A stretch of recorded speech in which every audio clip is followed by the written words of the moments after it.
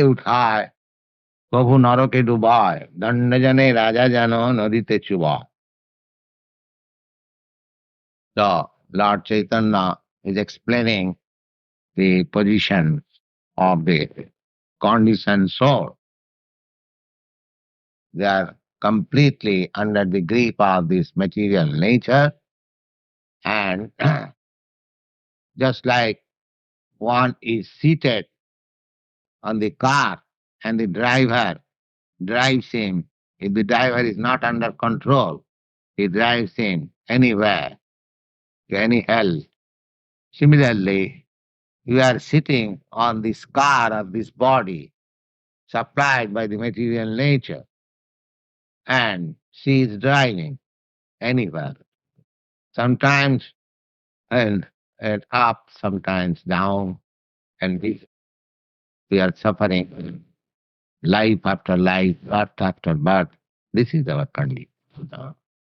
We are not independent, completely under the stringent laws of material nature.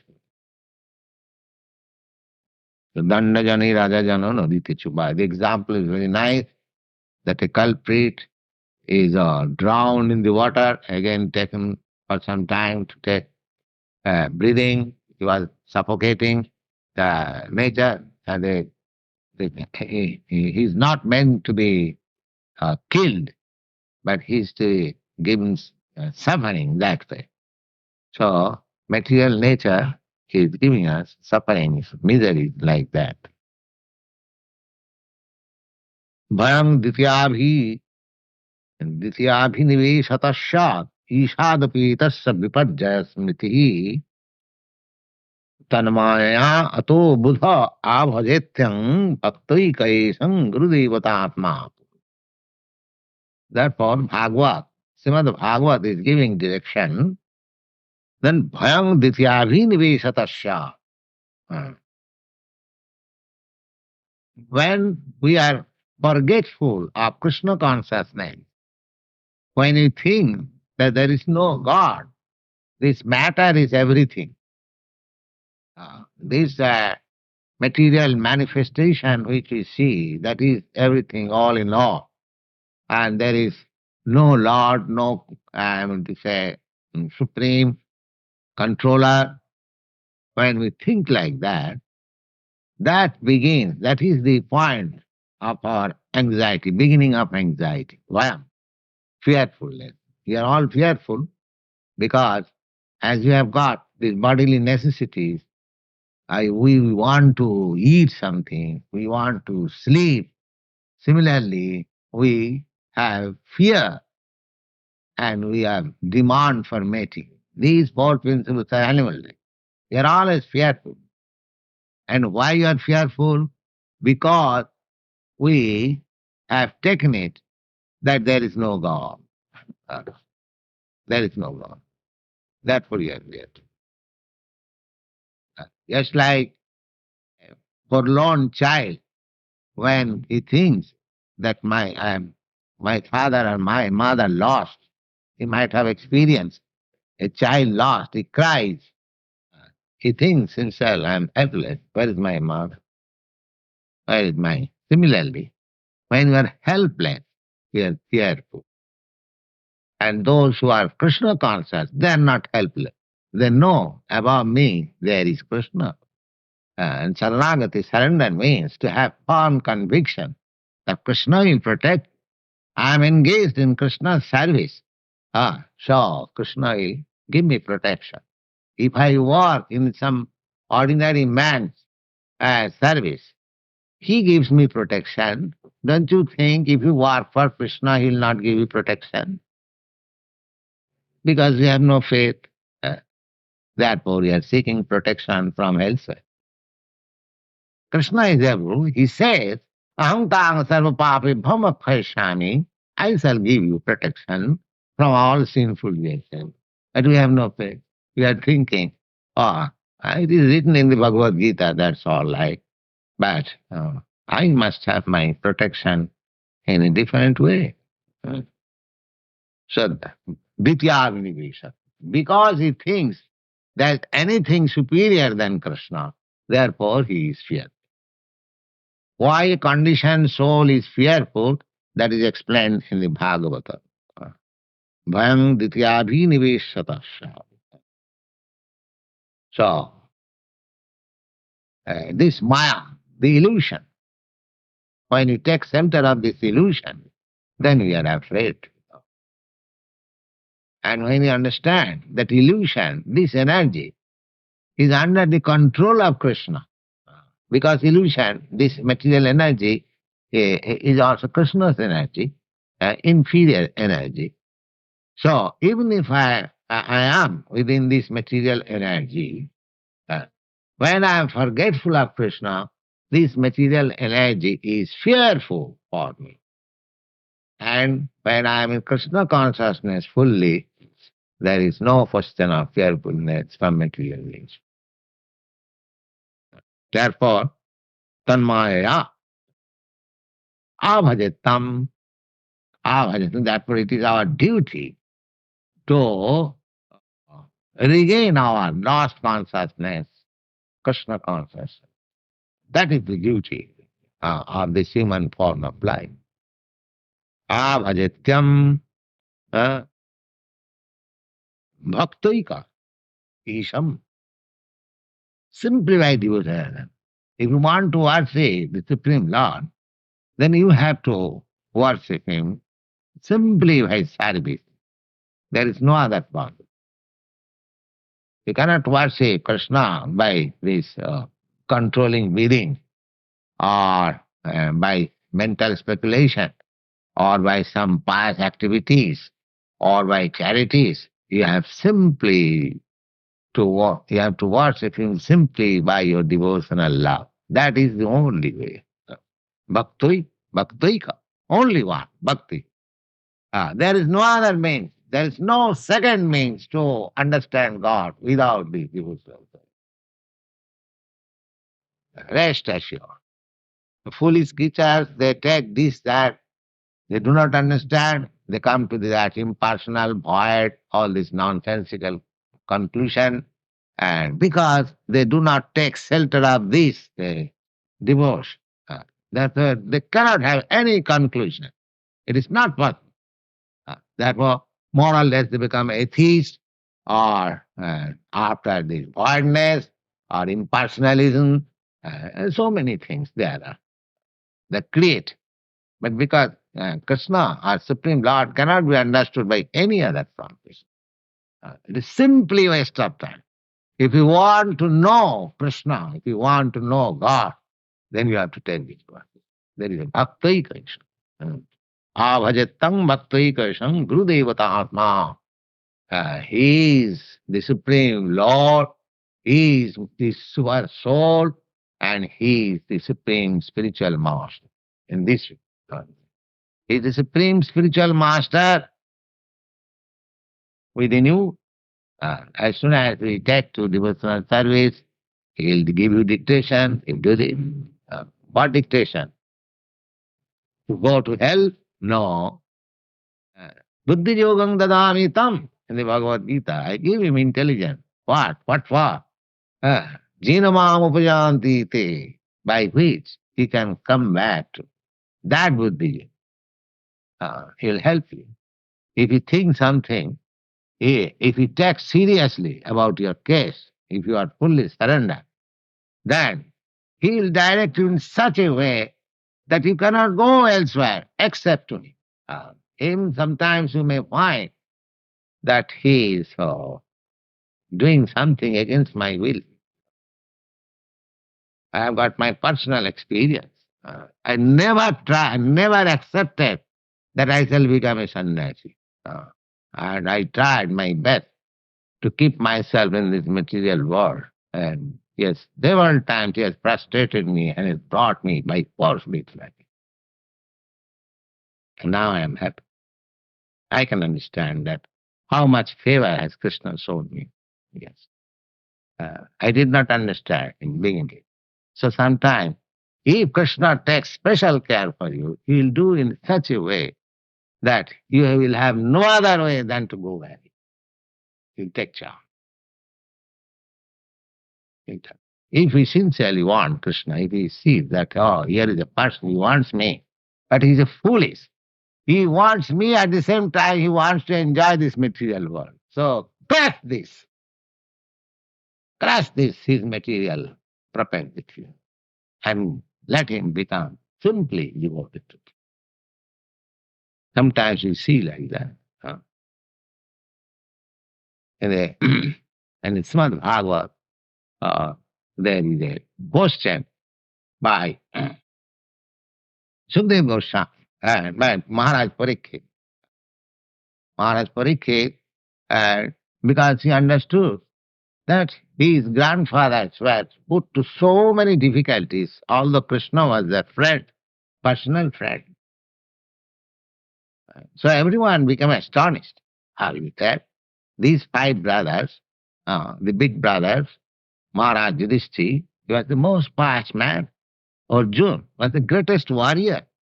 And Draupadi, their wife, but directly the goddess of fortune. And so much nice, and above all, Krishna is their personal friend. And still they are put into such difficulties. They lost their kingdom, they lost their wife, and they were put in so many, for 13 years, they had to undergo so many troubles. So this was astonishing. Even Bhishma, he cried, "Oh, I cannot understand why these five brothers were put into so many difficulties in spite of their all these qualities." So their grandson, Maharaj Parikshit, when he was being taught by Sukadeva Goswami, he had some suspicion about devotion to Krishna. Not suspicion, just to teach us. He inquired that Lord Krishna, he is Vishnu. He is the, to say, master of the goddess of fortune. Why people who become Krishna conscious or a devotee of Vishnu, they remain poorer, and others, those who worship Shiva and other demigods, they become very rich. What is the reason? He is the proprietor of everything. So one who wants him, they become poor. Whereas Lord Shiva, he hasn't got even a house of his own. He's a pauper. And one who worships him, he becomes rich. You know the history of Lord Shiva. He hasn't got a house. He lives under the tree or in some mountain. But one who worships Shiva, they get material opulence very nicely. Therefore, a person have become very easily, and they can smoke daṇḍya. So all this captivates person to become a devotee of Shiva. Or Ginsberg is a devotee of Shiva, for us to know. Anyone who wants this material prosperity, naturally they become the devotee of Shiva. So this is contradictory. Shiva has no house even, not even a dwelling place, residence. He's a pauper. And worshipping him, one becomes richer. And Krishna is Sahasra Sata Samramasi Bhumana. Always, thousands of goddess of fortune is serving him. It's such opulent. As a Krishna Bhakta, devotee of Krishna, they appear to be poorer. Why? This question was. Just the opposite. So the answer was given by Sukadeva Goswami that this very question was also put to Krishna by your grandfather. So instead of answering myself, I'll put that very question or answer between your grandfather and Krishna. So what is that? Now, similar question was put by your grandfather Maharaj Yudhishthira to Krishna, and Krishna answered like this. What is that? Jasam anagrinnami hariseta dhanam sanai. If I do somebody some special favor, then my first duty is I become him crushed in all material possessions.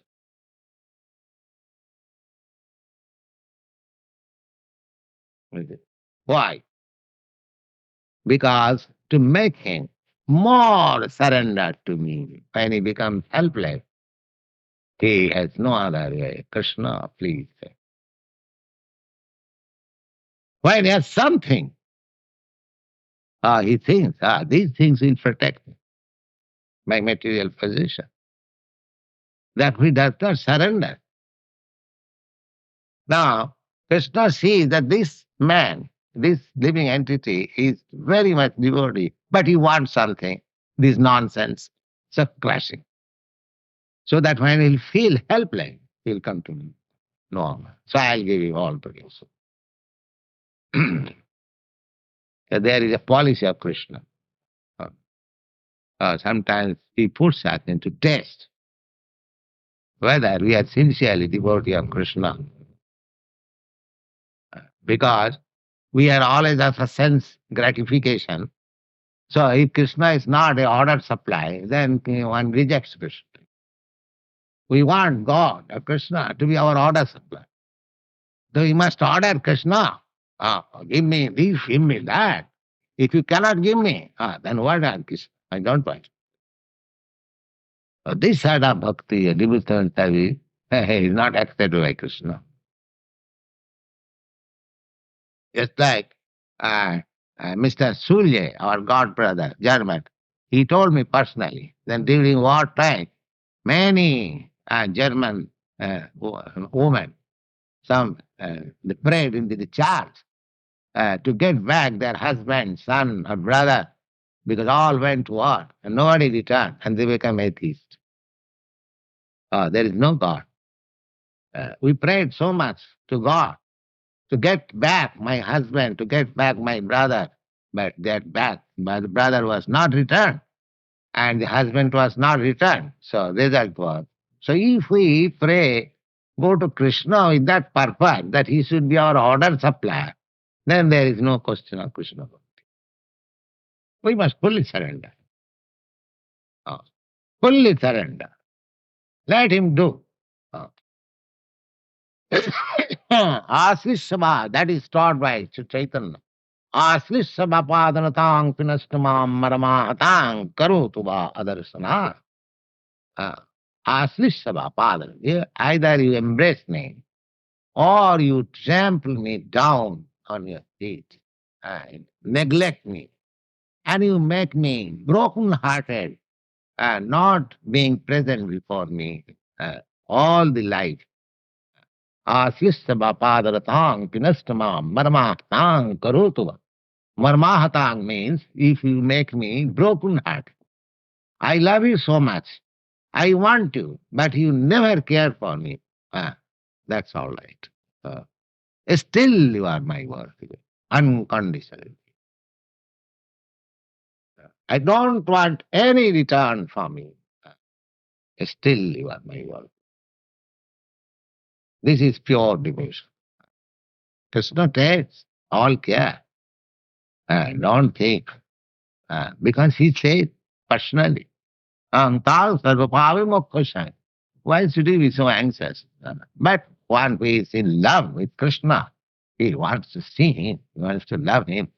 But even he does not present himself before the lover says, oh, you still you are my lovable object, whatever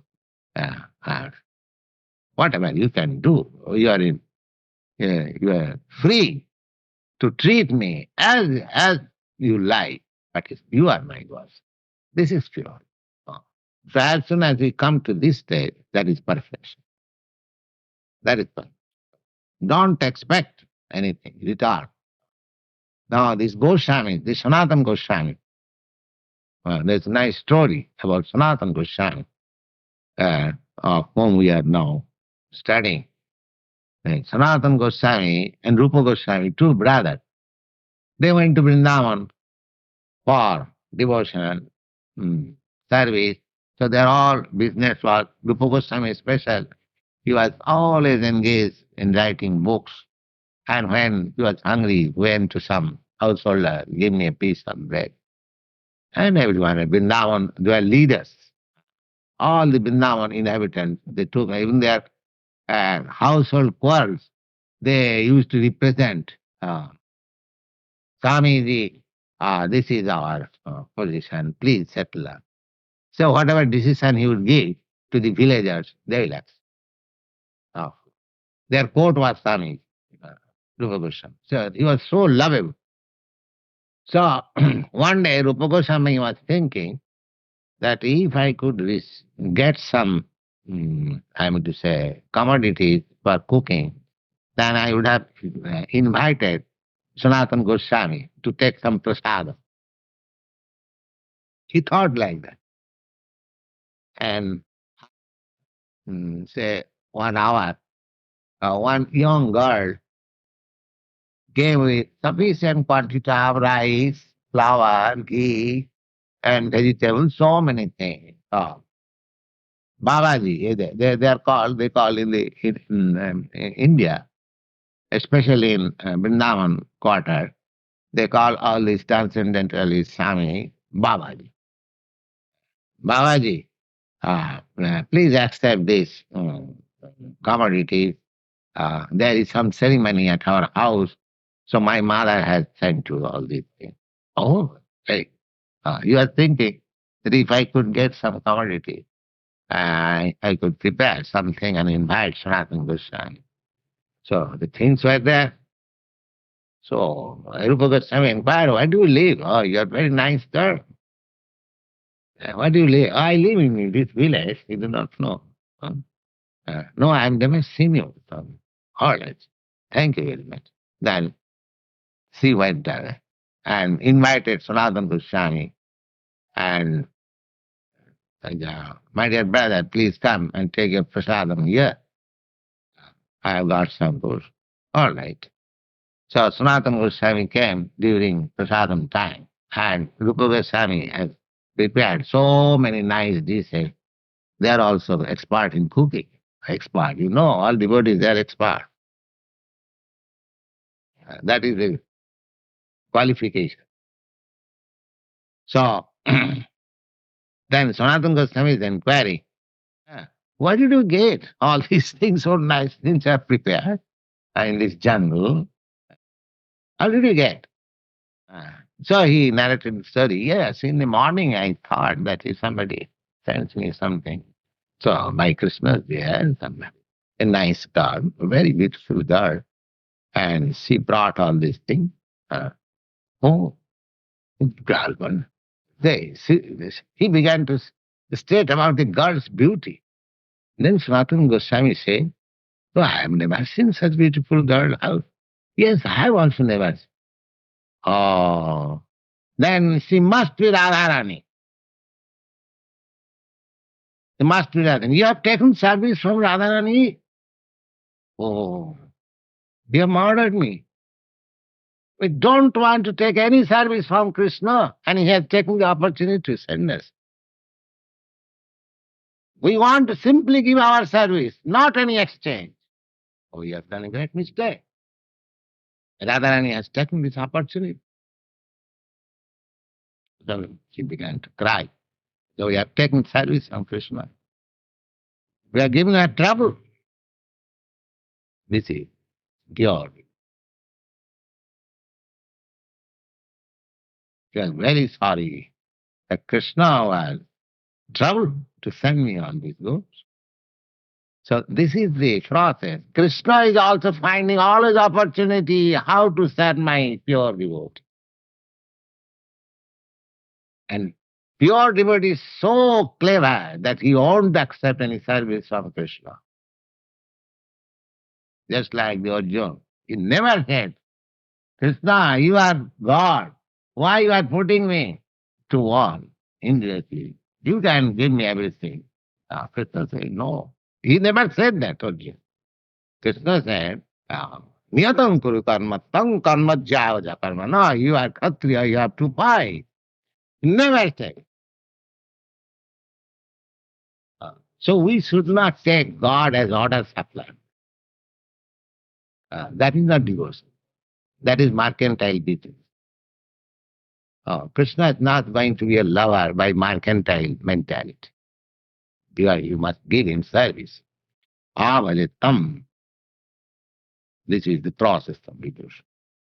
Thank you.